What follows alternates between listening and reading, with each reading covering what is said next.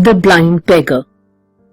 Each morning as I go to school, if I am not too late, I stand to watch the beggar man beside the temple gate.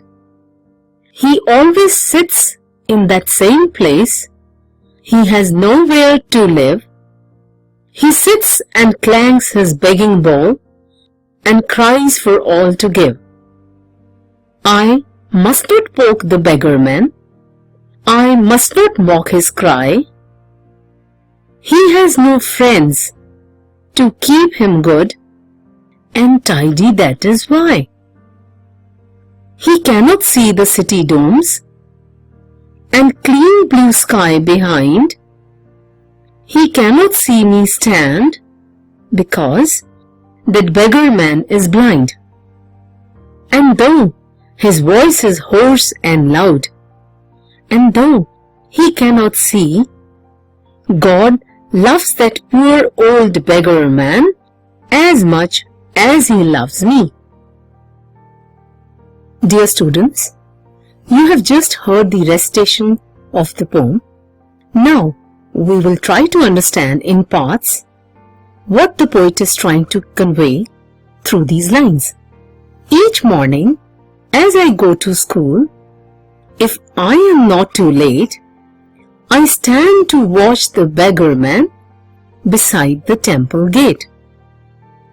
Students, in these lines, the poet is telling that when he goes to school in the morning and he is little early or not getting late, he stands outside the temple gate where he watches a beggar sitting beside the temple gate.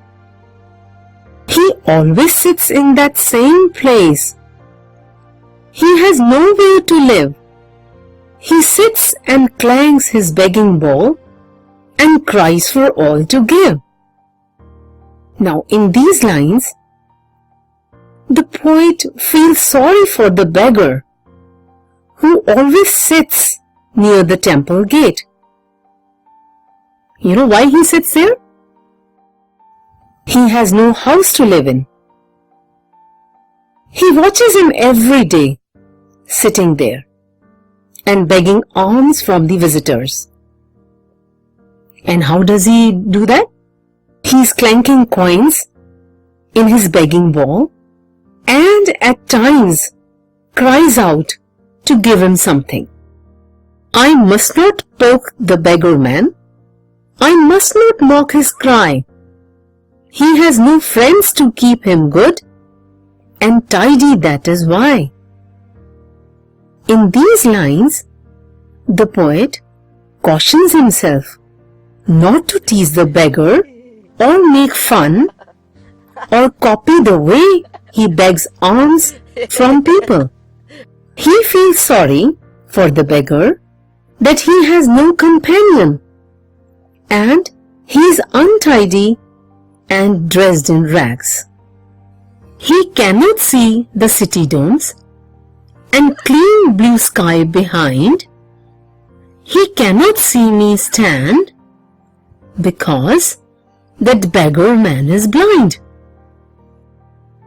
In the given lines, the poet feels sorry once again for the beggar who cannot see the huge buildings of the city or the natural beauty around, as he is blind.